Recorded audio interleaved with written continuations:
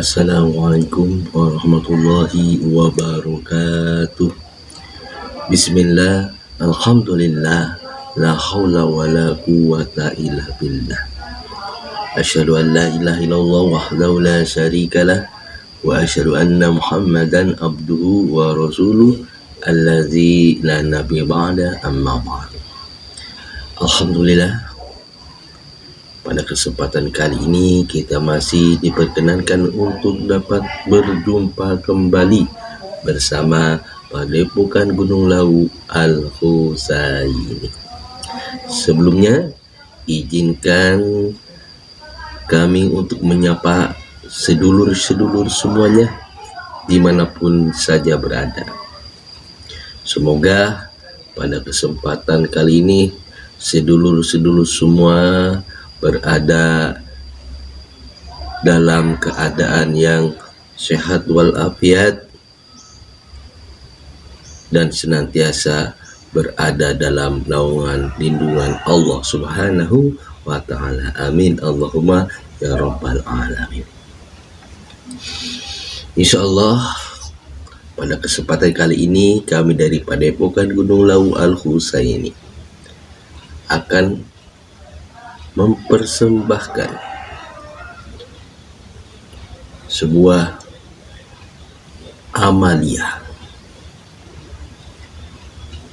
yang mana amalia ini mengandung rahasia dan merupakan pintu gerbang diterimanya seluruh amalia atau ibadah kita kepada Allah Subhanahu wa ta'ala. Amalia apa itu? Untuk mengetahuinya, mari kita sama-sama menyimaknya. Namun, perlu kami ingatkan kembali, biasakan kita itu menyimak secara keseluruhan, jangan setengah-setengah.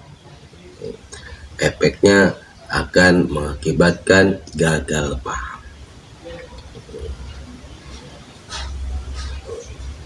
Jadi, tonton sampai dengan selesai supaya jangan gagal paham. Baiklah, kita langsung saja untuk menyimaknya, yang bersumber mutiara hikmah ini dari guru kita semua, yaitu Sang Kiai.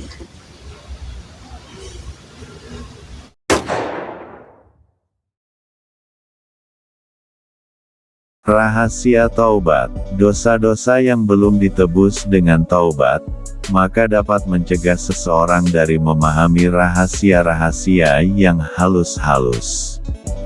Orang yang membersihkan hati tanpa adanya taubat itu umpama orang yang menggosok cermin tapi tak mau menghilangkan kerak yang menempel. Sekalipun cermin itu bersih dari embun dan kabut, tetap saja di cermin melekat aneka kotoran yang mengerak. Jika orang berkaca maka kotoran halus di wajah tak bisa dilihat dengan jelas. Jangankan komedo, jerawat pun tak bisa dilihat dengan jelas. Pintu keperbendaharaan Allah yang tersembunyi adalah taubat. Orang yang telah menyuci bersihkan hatinya hanya mampu berdiri di luar pintu rahasia Allah selama dia belum bertaubat. Sama statusnya seperti orang yang mati syahid yang belum melunasi utangnya terpaksa menunggu di luar surga.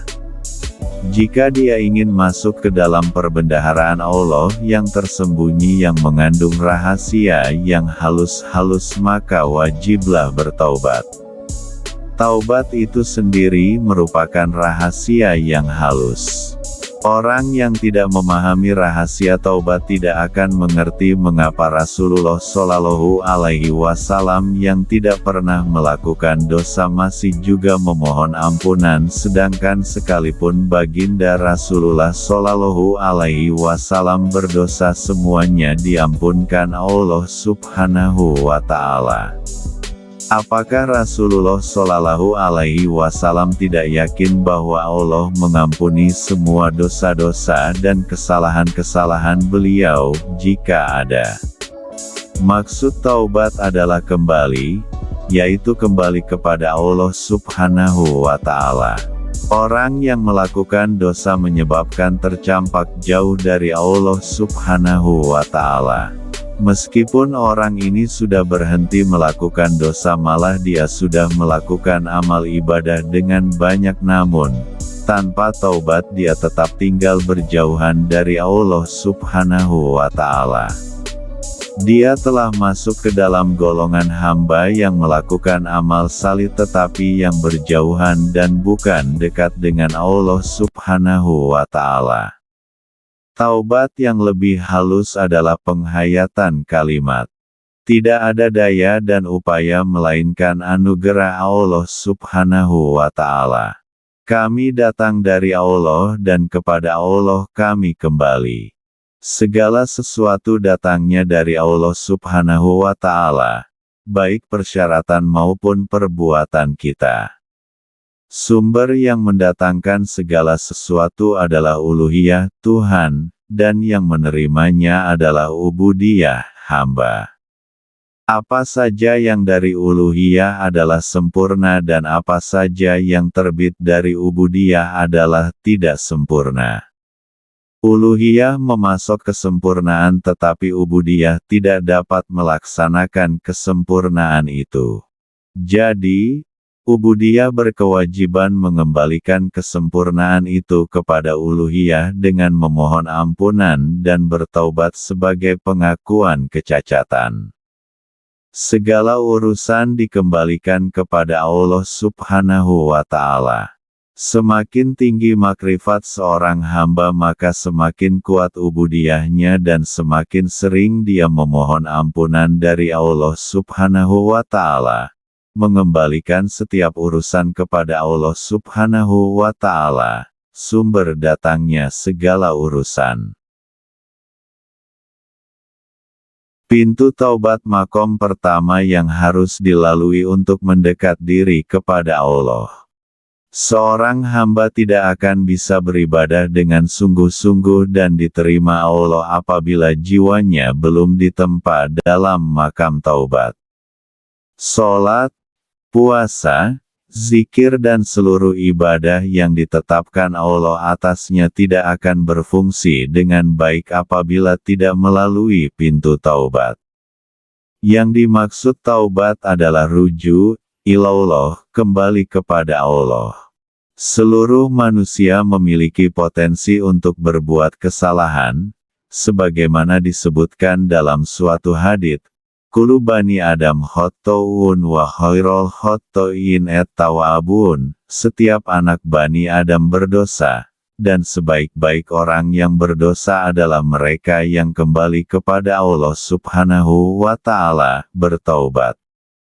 Taubat adalah bentuk usaha jiwa, ruhani, batiniyah kita agar tetap berdiri pada jalan Allah Subhanahu wa Ta'ala. Ketika ia melenceng dari jalan tersebut maka ia kembali lagi kepada rel kebenaran yang lurus.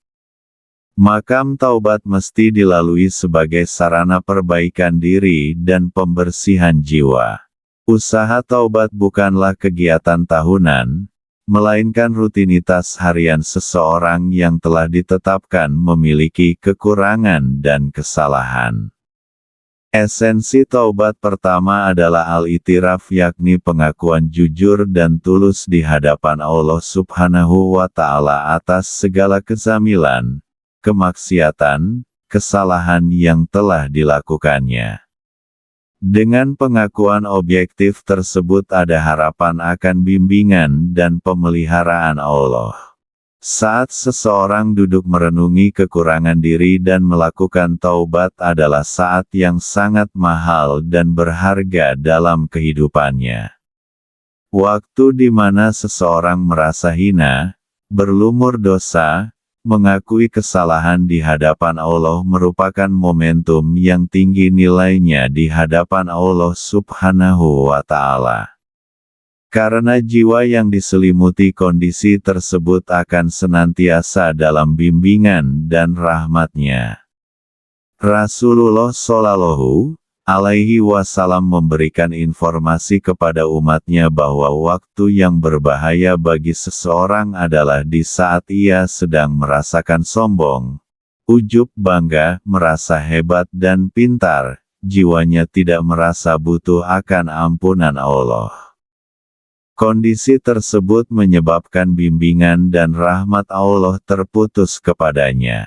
Dengan melakukan taubat dengan diiringi esensi itirafnya, ia akan menaiki makam selanjutnya berupa seluruh rangkaian ibadah. Seluruh rangkaian ibadah hakikat jalan menuju Allah dan ridha-Nya. Salat, puasa, membaca Quran, berzikir, berbuat kebaikan adalah jalan-jalan menuju kepada Allah. Begitu banyak jalan menuju kepadanya tapi pintu gerbangnya adalah satu, yakni taubat kepada Allah. Allah Subhanahu wa Ta'ala berfirman, Qad aflaha man tazakka wa zakarasma robbihi fashola, sungguh beruntung orang yang membersihkan diri dan menyebut nama Tuhannya lalu ia melaksanakan sholat. Akan berbahagia orang yang selalu membersihkan dirinya lewat taubat. Sholat, puasa, zikir, dan seluruh rangkaian ibadah yang dilakukannya akan menjadi efektif karena terlebih dahulu memasuki makom taubat kepada Allah Subhanahu wa Ta'ala. Sholat akan bermakna, berfungsi, dan menjadi media untuk mendekatkan diri kepada Allah. Waqimis sholata li zikri, dan dirikanlah sholat untuk mengingatku. Sholatnya akan menyambung kepada Allah sejak takbir hingga salam. Efek positif sesudahnya pun masih mewarnai sepak terjang dalam kehidupannya. Karena sholatnya didahului oleh makom taubat. Sholatnya akan mampu memproteksi diri dari perbuatan fahsya dan munkar. Sholat tidak akan bermakna apabila jiwa kita merasa hebat, tidak butuh akan ampunan Allah, merasa suci atau bersih di hadapannya. Makom taubat menjadi penting sebagai pintu gerbang jalan-jalan menuju kepada Allah. Karena seluruh rangkaian ibadah tidak akan berfungsi dengan baik apabila tidak melewatinya. Dari sekian jalan menuju kepada Allah terdapat satu jalan yang paling cepat untuk sampai kepadanya, yakni zikir, aqrabut turuq ilallah. Dengan zikir akan menggerakkan hati tersambung kepada Allah. Zikir dilakukan dalam berbagai keadaan, baik berdiri, duduk maupun berbaring, qiyaman wa qu'udan wa ala junubihim. Kondisi demikian menunjukkan cara berzikir yang dapat dilakukan secara jahar, suara keras, khafi, suara perlahan, dan sir, dalam hati. Dalam sebuah hadits disebutkan karena Rasulullah Shallallahu Alaihi Wasallam yadkurullaha fi kulli ahyaani. Rasulullah Shallallahu Alaihi Wasallam hatinya selalu tersambung kepada Allah di setiap waktu, kapanpun dan dimanapun. Inilah puncak kualitas ruhaniyah seorang hamba di hadapan Allah. Hatinya rindu dan cinta kepada Allah Subhanahu wa Ta'ala. Zikir demikian merupakan jalan yang terdekat menuju ridha Allah. Seluruh panca inderanya berada dalam bimbingan Allah. Akan muncullah sifat-sifat positif dalam setiap tindakannya. Inilah fungsi diturunkannya agama kepada manusia. Dalam hadits disebutkan inama bu'itstu li utamima makarimal akhlak, sesungguhnya aku, Muhammad Shallallahu alaihi wasallam diutus untuk menyempurnakan akhlak manusia. Tanda orang yang sudah sampai kepada Allah, al-wusul ilallah, bukanlah makna dalam pengertian fisik, tapi seluruh rangkaian ibadahnya telah diperkenankan diterima Allah. Tanda diterimanya ibadah adalah ketika hati dan kesadaran jiwa tersambung kepada Allah, merasakan kenikmatan dan kebahagiaan beserta Allah. Di balik kegiatan ibadah-ibadah ada kenikmatan dan kebahagiaan yang bersifat batin ukhrawi. Itulah tanda yang pasti. Semoga melalui taubat setiap saat, hari, Allah Subhanahu wa Ta'ala akan menerima seluruh ibadah kita. Dengan taubat yang sungguh-sungguh Allah akan memberikan jaminan tiga perkara. Pertama, ja'alallahu min kulli hamain faroja, Allah jadikan bingung dan gelisahnya menjadi ketenangan dan kedamaian. Sebab bingung dan gundah gulana merupakan efek dosa. Kedua, ja'alallahu likulli diikin mahroja, Allah jadikan jalan keluar atas segala problem-problem yang menghimpitnya. Ketiga, warozaqahu min haitsu la yahtasib, Allah berikan rizki yang tidak di luar jangkauan perhitungannya. Yakni rizki yang ada dalam perhitungan Allah, lengkap lahir batin, dan tidak bisa dihitung oleh manusia. Demikianlah karunia Allah Subhanahu wa Ta'ala bagi orang yang mau mengistiqomahkan bertaubat kepada Allah Subhanahu wa Ta'ala. Demikianlah para sedulur-sedulur sekalian, apa yang telah disampaikan oleh narasumber guru kita semua, yaitu Sang Kiai, semoga dapat dipahami dan pada akhirnya kita dapat mengamalkan amaliyah ini.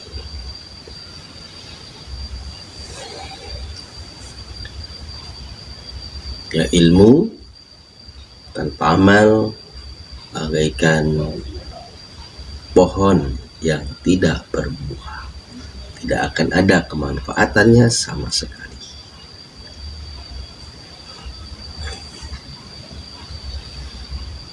Jadi mutiara kata-kata yang penuh dengan hikmah ini adalah mengandung rahasia suatu amaliyah, yaitu amaliyah tobat. Dan tobat ini juga adalah merupakan pintu gerbang